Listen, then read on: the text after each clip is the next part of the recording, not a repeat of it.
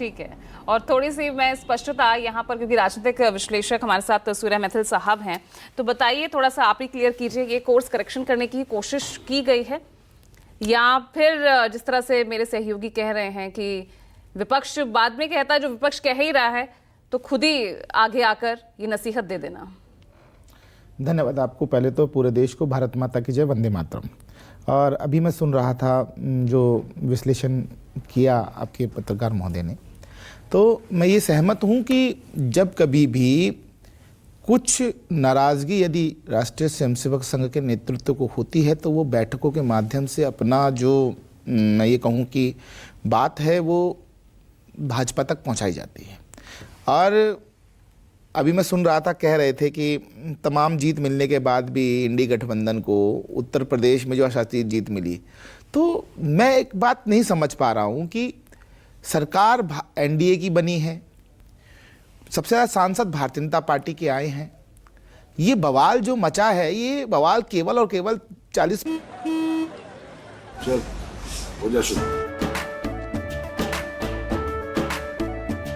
केसरिया से मन जोगी हुआ रे, दिल झूमे देखो पतवारा हुआ रे, दिल झूमे देखो पतवारा हुआ रे।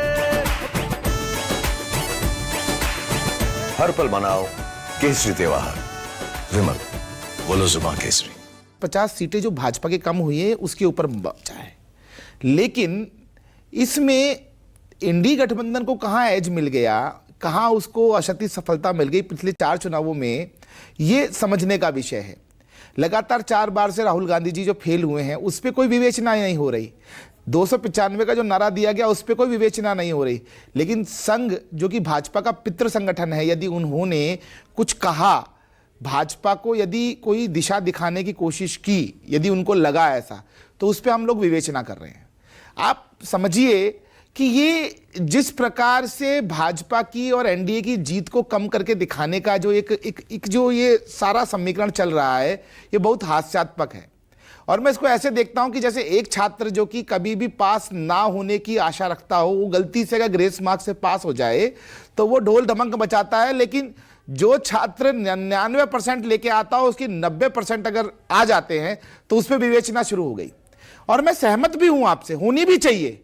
जिस प्रकार से अभी इन्होंने काशी कॉरिडोर की बात की, विंध्यवासिनी कॉरिडोर की बात की, मैं सहमत हूं आपसे कि कई जगहों पे लोगों का असंतोष भी रहा, क्योंकि नवीन कार्य जब होते हैं तो लोग विस्थापित भी होते हैं, तो उसमें एक नाराजगी बन जाती है। लेकिन उत्तर से लेकर दक्षिण तक और पूरब से लेकर पश्चिम तक भारतीय जनता पार्टी देश में अकेली ऐसी राजनीतिक पार्टी है जिसको कि सबसे ज्यादा सीटें मिली।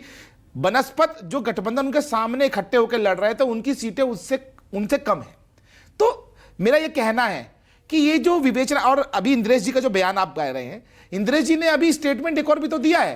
उन्होंने ये कहा है ना कि जो राम को लाए हैं वो सत्ता में हैं, जिन्होंने राम का विद्रोह किया, द्रोह किया, राम का विरोध किया, वो लोग लेकिन सत्ता से 240 बाहर पर हैं। आपको रोक भी दिया, ये भी तो जिक्र किया ना। ठीक है, बाद में यू टर्न ले लिया, सफाई एक बात और इंद्रेश जी के बयान से, जैसे आपने बताया कि राष्ट्रीय जो कार्यकारिणी उसके वो सदस्य हैं संघ की, बिल्कुल केंद्रीय कार्यदर्शक मंडल के सदस्य भी हैं और भारतीय मुस्लिम परिषद के संस्थापक हैं, बहुत वरिष्ठ हैं, बहुत सम्माननीय है, पूज्य हैं।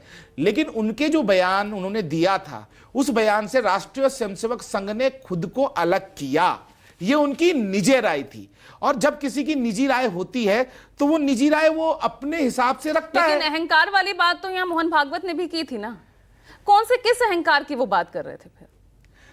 जब कभी भी परम पूजनीय सरसंघ चालक जी उद्बोधन देते हैं तो वो संघ के स्वयंसेवकों को कई विषयों पर बताते हैं, समझाते हैं और उनको दिशा निर्देश देते हैं। उसी में यदि अहंकार की बात आई है तो केवल और केवल यदि आप उसको माननीय प्रधानमंत्री से जोड़ना चाहेंगी तो ये आपका खुद का व्यू हो सकता है, लेकिन वहां उपस्थित जितना भी स्वयंसेवक था उन सबको भी कई पॉइंट्स के ऊपर उन्होंने बताया कि तो अहंकार नहीं होना शारदा जी चाहिए। ने भी लिखा कि अति आत्मविश्वास ले डूबा आपको, ऑर्गेनाइजर में उनका लेख आया था ना। हाँ बिल्कुल फिर? बिल्कुल, मैंने क्या बोला, मैंने शुरुआत में ही बोला ना कि हमारे यहां पर एक स्वस्थ परंपरा है, यदि हम कोई भी चुनाव लड़ते हैं उसके बाद उन विषयों की समीक्षा होती है। हमारे यहां ये परंपरा नहीं है कि यदि हम ग्रेस मार्क से पास हो गए तो हम लड्डू बांटेंगे, हम ढोल बजाएंगे। हम ये नहीं विवेचना करेंगे कि 4 बार से हम लगातार जो है वो फेल हो रहे हैं, तो क्यों हो रहे हैं। देश के 10 राज्यों के अंदर हमारी सीटें जो है वो अंडा आई हैं, 0 आई हैं, उस पर कोई विवेचना नहीं है। और मैं आपको एक बात और बताना चाहता हूं, सुप्रिया सिन्हा जी का वो वीडियो मैं कल रात को देख रहा था, जिसके अंदर उनकी जो सीटें 90 पहुंची, तो वो जिस प्रकार से विजय मुद्रा में वो खूब खुशी मना रही थी, इस प्रकार की खुशी मनाना है तो आप लोगों को बहुत बहुत जो है लेकिन आप तो बधाई जीत है। कर भी जश्न नहीं मना पाए ना, आप चिंतन मंथन में जुट गए। बिल्कुल, मैंने क्या बोला आपसे, यही हमारी परंपरा है और आप हमसे ये अपेक्षा करती हैं, हम सहमत भी हैं कि देश की भी हमारे से अपेक्षा है, हमारे पे जिम्मेदारियां हैं। हम यदि 99% मार्क्स लेके आते हैं, हमने एक टारगेट को सेट किया, यदि हम किन्हीं कारणवश थोड़ा सा पीछे उस टारगेट से रह गए तो हम उसकी विवेचना लेकिन विपक्ष करेंगे। कह रहे नाराजगी है, जिस तरह से सवाल उठ रहे हैं ना, आरएसएस के बार बार बयान आ रहे हैं, आप बीजेपी आरएसएस के बीच तल्खियां हैं, ये दूरियां बढ़ गई हैं। जेपी नड्डा का वो बयान, उसको भी एक तरह से कसूरवार ठहराया जा रहा है, जिसमें उन्होंने कहा था कि हम सक्षम हैं। पहले तो मैं आपको बता देता हूं, राष्ट्रीय स्वयंसेवक संघ और भाजपा में कभी कोई तल्खी नहीं हो सकती। उसका महत्वपूर्ण कारण यह है कि यदि राष्ट्रीय स्वयंसेवक संघ जो है वो आत्मा है तो बीजेपी शरीर है, ये मैं आपको बता दूं, क्योंकि राष्ट्रीय स्वयंसेवक संघ का राजनीतिक प्रकल्प है भारतीय जनता पार्टी। इसी प्रकार से छात्र राजनीति के लिए अखिल भारतीय विद्यार्थी परिषद, धार्मिक कार्य के लिए विश्व हिंदू परिषद, उसके अलावा वनवासी कार्यों के लिए बहुत जेपी सारे। नड्डा ने बतौर बाकायदा चुनाव के दौरान ये बात कही कि हम सक्षम हैं, आरएस की जरूरत नहीं। बाद नहीं, उन्होंने ये नहीं कहा था। आप उनके अगर पूरे बयान को उठाकर देखेंगी तो माननीय अध्यक्ष जी, पूर्व अध्यक्ष जी ने, माननीय अध्यक्ष जी ने यह कहा था कि हम अब अपनी जो, मैं ये कहूं कि जो आरएसएस के ऊपर निर्भरता है उसको कम करेंगे। हम कोशिश करेंगे, हम राजनीतिक क्षेत्रीय कार्यकर्ता हैं और अपने प्रकल्प को हम पुनः अपने अनुसार चलाने की कोशिश करेंगे, जिस प्रकार से विश्व हिंदू परिषद भी करता है, जिस प्रकार से अखिल भारतीय विद्यार्थी परिषद भी करता है। लेकिन भारतीय जनता पार्टी में जो संगठन मंत्री होते हैं वो भी राष्ट्रीय स्वयंसेवक संघ से आते हैं। मैं खुद राष्ट्रीय स्वयंसेवक संघ का कार्यकर्ता हूं। भारतीय जनता पार्टी का कोई भी बड़ा नेता आप उठा लीजिए, जिसका भी आप लेंगे प्रमुख पद पे है, वो सभी राष्ट्रीय स्वयंसेवक संघ के संघ शिक्षित कार्यकर्ता होते हैं। तो आत्मा को आप शरीर से नहीं निकाल सकते। उन्होंने किसी और कंटेस्ट में कहा तो अब बैठक होने वाली ना, केरल में भी आपकी होने वाली है बैठक, उस बैठक में बातें आती है, लेकिन इस तरह से बाहर आकर, क्योंकि अगर संघ इस तरह से खुलकर बोल रहा है तो यानी चूक, गलतियां तो बहुत हुई है।